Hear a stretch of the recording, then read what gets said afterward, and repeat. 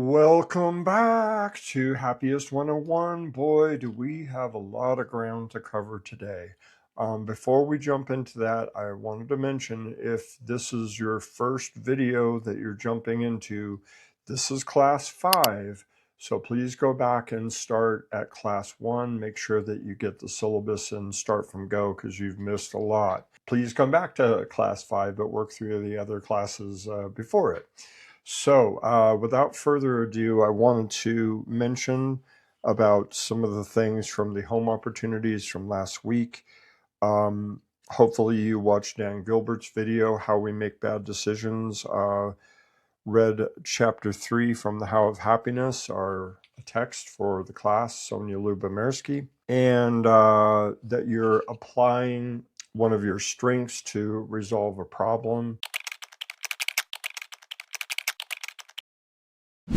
And last class, I talked about this happiness, kind of a happiness thermostat, and talked about the pie and ultimately that 40% of what it is that we, the choices that we can make. I'm always talking about choice, choice, choice. We always, always, always have a choice. But what do we have a choice about?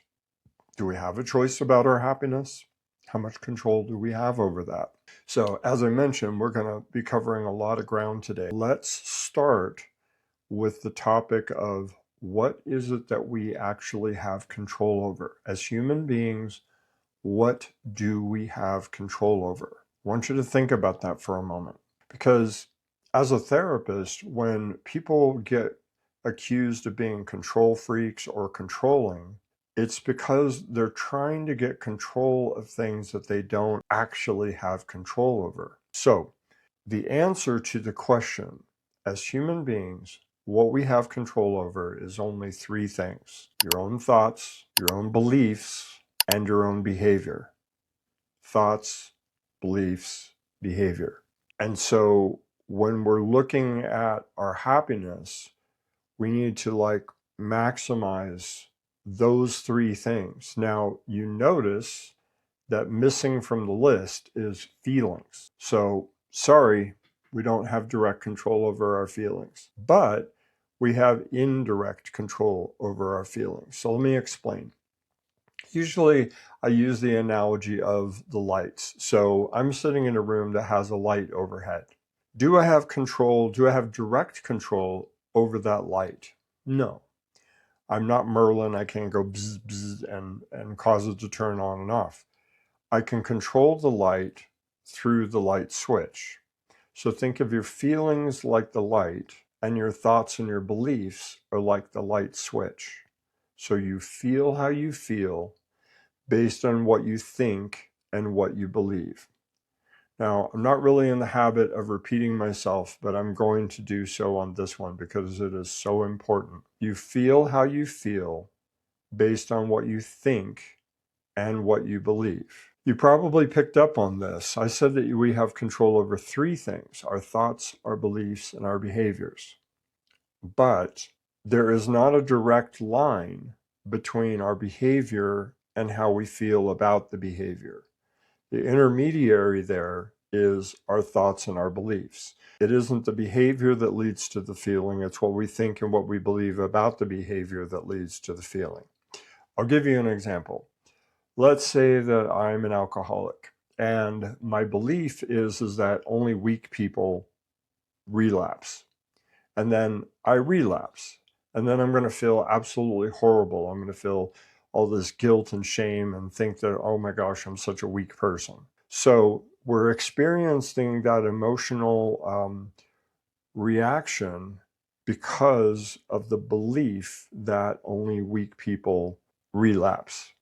Now, erase the whiteboard. Let's keep the part where I say that I'm an alcoholic. And instead, let's say that I have the belief that relapse is part of the gig. It's part of getting sober. It is expected that I'm going to relapse. But the idea here is that I relapse less frequently and that the relapses are less and less severe. So there's an old saying in the world of addiction: progress, not perfection. So I'm going to have a very different emotional outcome, much, much more compassionate about my relapse, not because of the relapse, but because of what we think and what we believe about the relapse that's leading to the feelings. So if we want to be happier, which is an emotion, we need to take a look at what are the thoughts and the beliefs that are leading us to feel the way that we feel. So you can see why this is an incredibly important concept for you to understand, because if you want to maximize that 40%, you need to really understand the mechanics of this so that you can get where you want to go.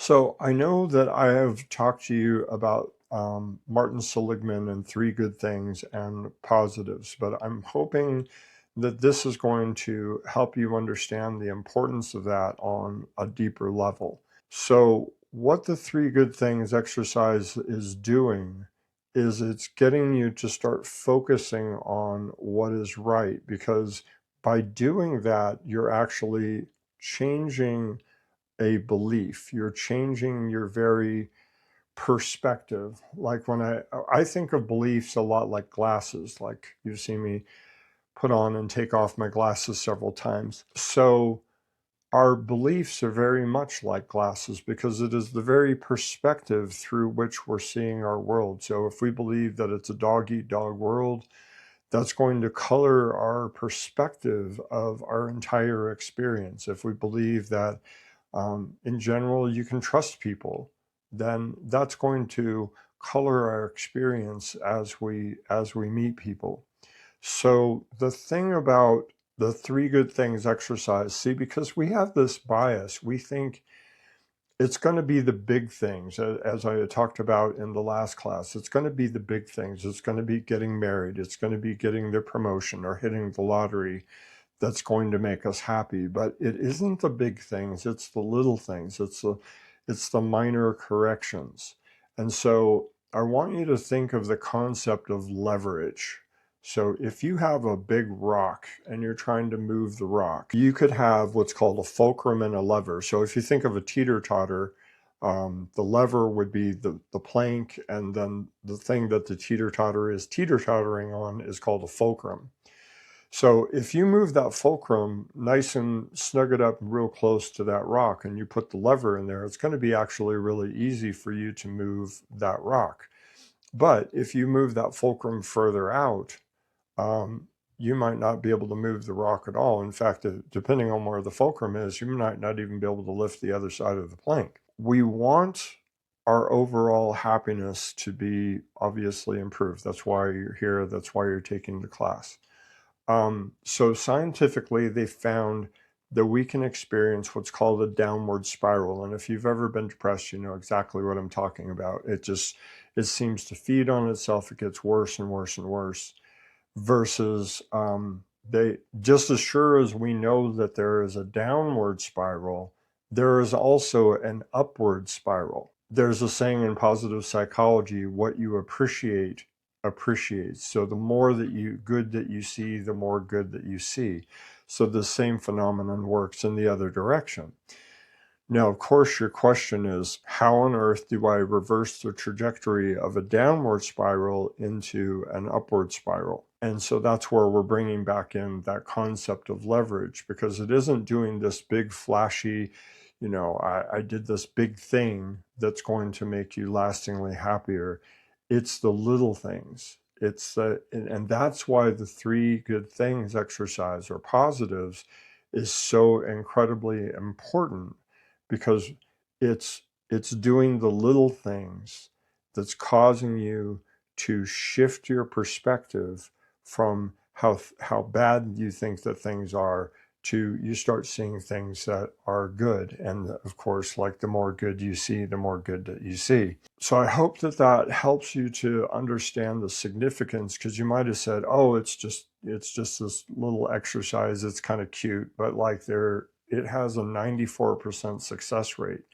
I mean, I'm not much of a gambling man, but if I was going to gamble, if they said, hey, if you come to Vegas, you have a 94% chance of winning big money, I'd be like, 94% chance, that's pretty good. I'm going to take that gamble. So I hope that understanding the things that we have control over and that leverage and putting your effort in exactly the right place is what will actually make those bigger gains and help you to maximize that 40% that we talked about.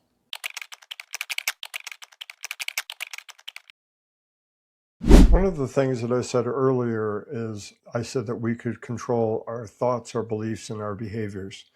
And our thoughts is one that I've had some pushback about at times. Now, we're not talking about controlling monkey mind. Monkey mind is just these weird, random thoughts that pop into your head, and we're not talking about like random misfirings. And but I hope that you can recognize monkey mind for what it is. Sometimes we think just because we had a thought, it's like, oh, I had this thought, so it must be like this big deal. In fact, the more effort that and stress that we put onto ourselves about not having that thought anymore, the more it assures that we're probably going to have it.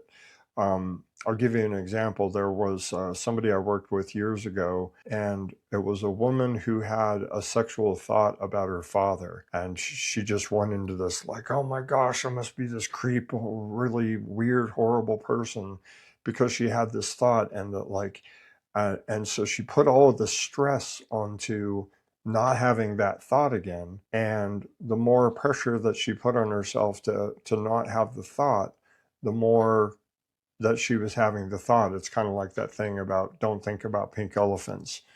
And if I say, well, somebody's life depends on it if you don't think about pink elephants. So like the more pressure that you're putting on yourself, or you could just say, oh, that's just monkey mind. It's just one of those weird random thoughts. But when we're talking about better controlling your thoughts, I kind of think of your thoughts like sheep, like sheep, like bah, sheep. And your sheep have a tendency to go over to the negative part of the pasture if you're not a good shepherd. And so you need to be a good shepherd and shepherd your thoughts into the direction that you want them to go. Now, this is another reason why doing your positives is so important, because you are consciously directing your thoughts in the direction that you want them to go. Because if, let's say that you're worried that you're going to get fired at your job, and you're just thinking, I can't think about that. Rather than just saying, it's essentially it's a way of distracting your thoughts or redirecting your thoughts. So that would be, you could think about something that you're grateful for or appreciate and focus on that. You could do an exercise that I call milk it. And this is where you think of something and then you just think of everything that was involved in bringing that to your world. So I came up with this. I guess this is what the happiest therapist does in his spare time. So I was looking at the milk in the bottom of my cereal bowl, because I don't really like to drink the milk after the cereal. And so I thought, that's kind of a waste that I'm not drinking the milk. And so I started thinking about what was everything that was involved and bringing me that milk. Well, certainly a cow was involved. There's a farmer, I assume, and there is some sort of a milking process, whether that's by hand or a milking machine.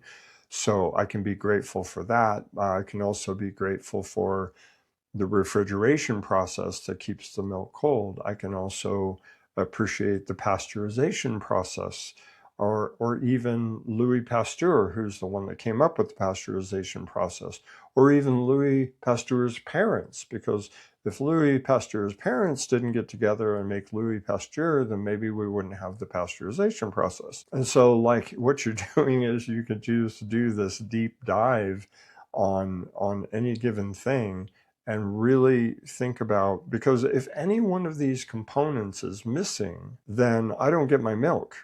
If there's no cow, I don't get my milk. If there's no pasteurization process, I might get the milk, but it probably wouldn't be drinkable. So I did this deep dive, and I'm grateful for the vehicle that transported the milk. I'm grateful for the rubber on the tires, because if there's no rubber on the tires, then the truck can't move and I don't get my milk. And so my point is that you can really go down this thread, because something called rumination, which is where you just kind of fixate on something and just keep thinking about it and thinking about it and thinking about it. And people are like, oh, I'm stuck in this rumination. I can't stop. Well, you don't have to like necessarily stop the ruminating. You just redirect into ruminating on what it is that you want to ruminate on, so that you're not going down these awful rabbit holes. So that's a way that you can get better and better trained. And you need to be mindful of where your thoughts are going, so that you can make a conscious decision on, how do I want to spend my thought time? Because remember, you're in control of your thoughts, beliefs, and behaviors, the relationship between your thoughts and your feelings. So if you're ruminating about something terrible, you're going to feel terrible. If you're ruminating about something good, you're going to feel better.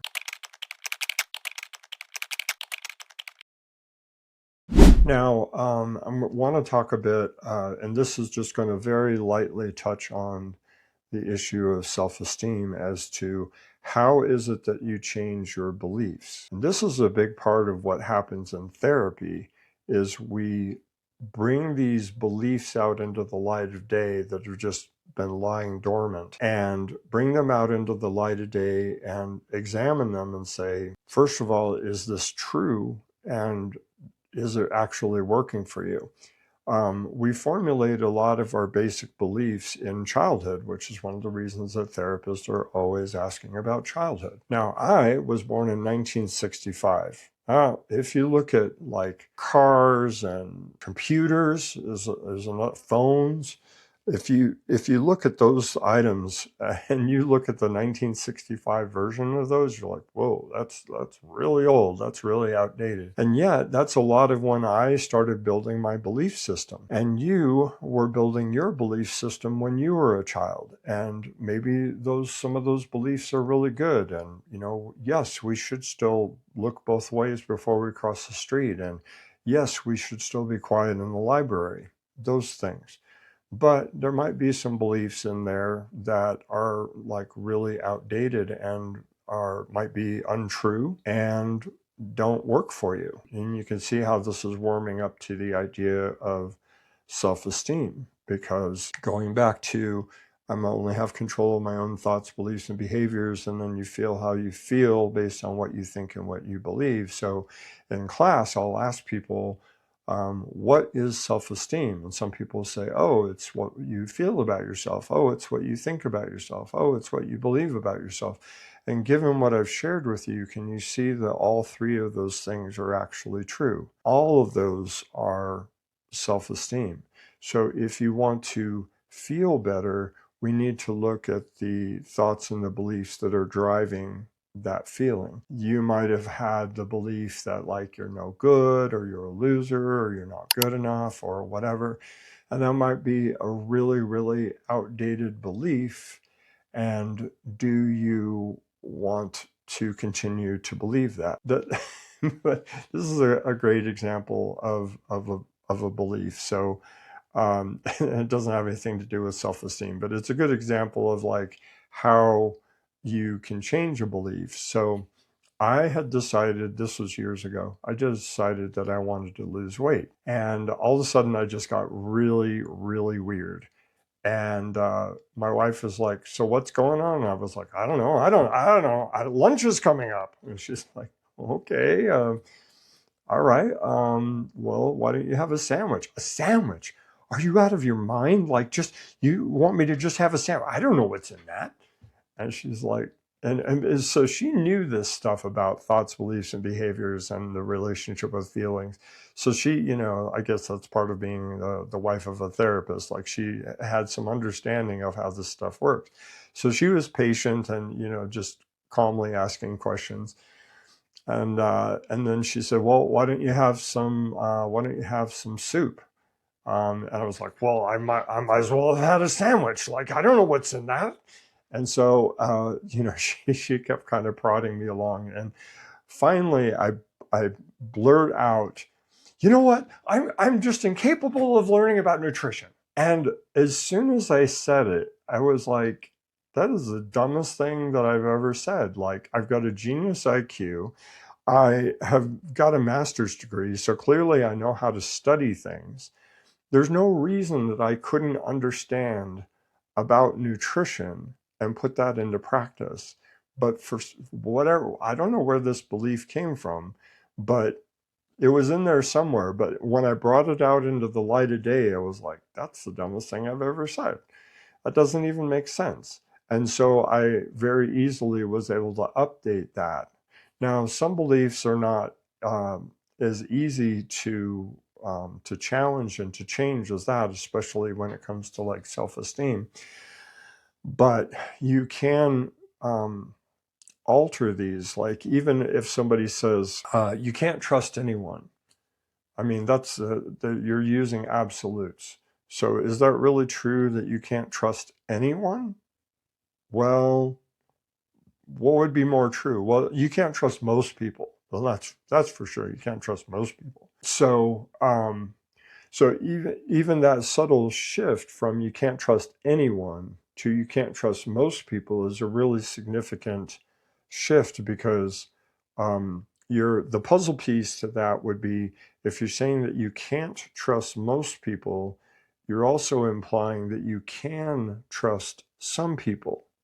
And that is a really significant shift. So sometimes even just by challenging these beliefs, that they can fall apart pretty easily. But I think I should take a moment to talk about fact versus opinion. So what makes a fact and what is an opinion? So a fact is it verifiable and repeatable? We absolutely know, if I ever doubted that 2 plus 2 equals 4, if for some reason that belief, I started questioning that, well, back in elementary school, you could take 2 apples and put them by another 2 apples, and holy snot, like 2 plus 2 still equals 4. And that's going to be true in this room, the next county, the next universe. 2 plus 2 is going to equal 4. It's going to be verifiable and repeatable. But if I say you can't trust anyone, is that a fact or is that an opinion? It might be a very strong opinion, but it is still just an opinion. And an opinion can be changed. I don't know about you, but I probably change my opinions every day. And so it breaks things loose a little bit, where you can start to see that, well, maybe I can work with this. Maybe I can change it. And maybe you don't want to.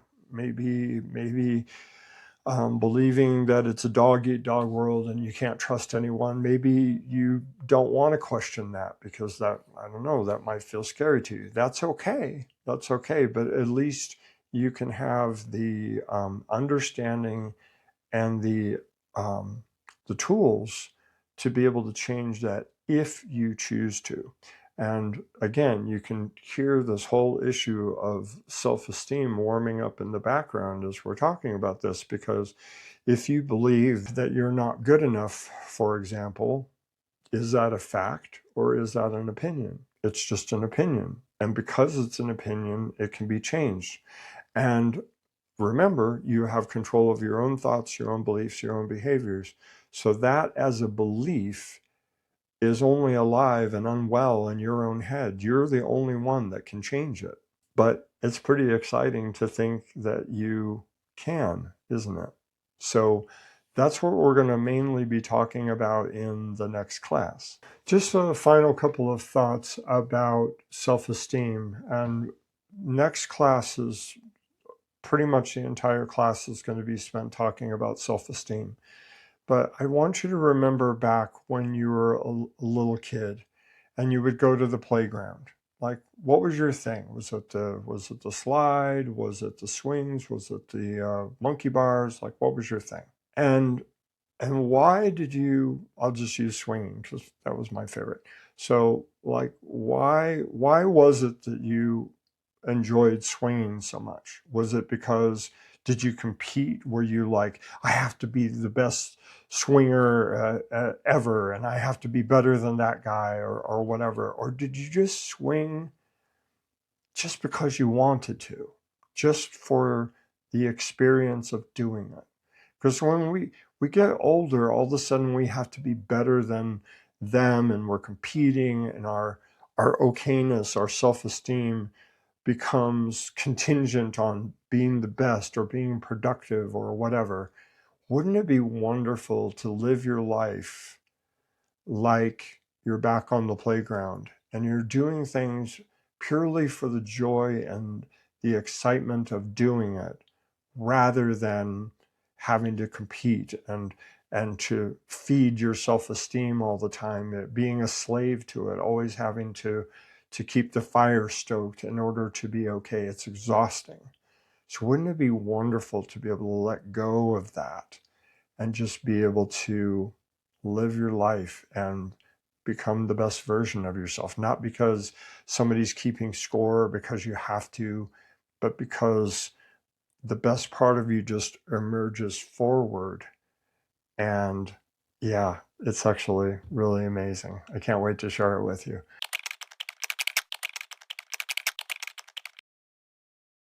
Just to round out this class, so your home opportunities for this week are Jane the Concussion Slayer. Great video by Jane McGonigal. I got to meet her.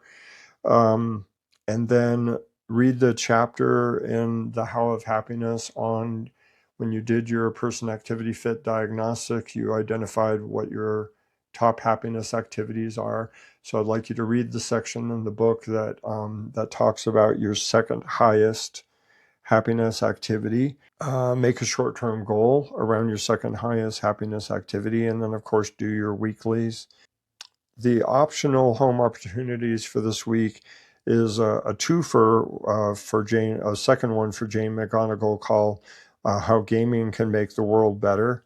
And I do want to throw something out about gamers. Like if you are a parent and your child is really into gaming, please don't poo-poo that. I mean, there there are actually a lot of benefits to being a gamer.